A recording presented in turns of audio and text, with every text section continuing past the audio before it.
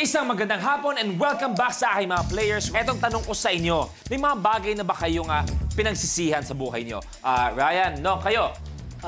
One time, hindi ako nakapunta sa big night.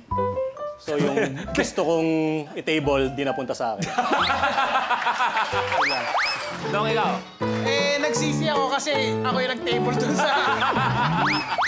Hindi, siguro yung pagkatalo namin kahapon, dahil ako yung cause ng pagkatalo namin kahapon, di ba? Tapos nag-usap kami ni Raya kanina sa likod. Sabi naman niya sa akin, ako naman ang magpapatalo sa akin. Faye, kayo naman. Faye and Nat. Siguro before, naging irresponsible sa paghawak ng money. Nat, ikaw, something you regret? Not really, but not wake up early and go to the gym. Hindi nakapag-workout. Okay, CJ, Cristel, kayo?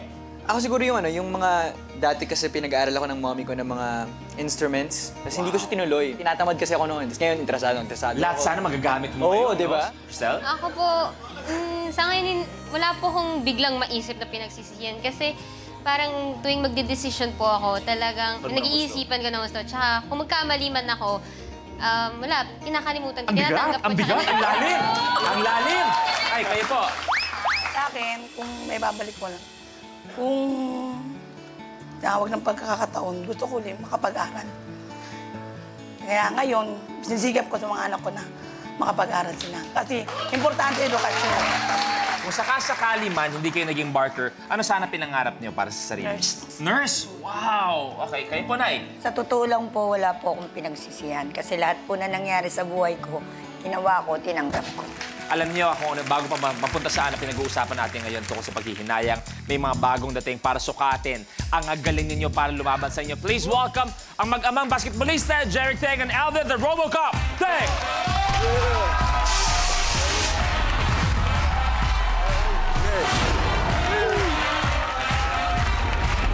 Hi, bro! Welcome back.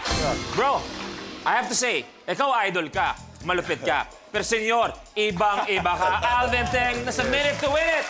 The RoboCop, diba? Sir, ang ganda ng usapan natin dito. Mga bagay na pinagsisisihan. Anong pwede niyong i-share na kayo kung may pagsisisi kayo sa buhay?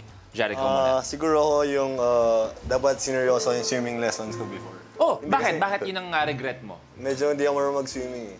Ngayon? Oo. Sa laki mong yan, nahihirapan ka mag-swimming. Oo. Wow, okay. Sayang tangkad mo, pagka-dive mo, nasa dulo ka na kaagad eh. Yung tangkad mo eh. Yun nga. Sir Alvin. Pinagsisihan ko ngayon dahil kasi hindi ako nag-diet eh. Dahil dati, 6-pack yung mga ngayon, 1-pack na. Sayang, naparami.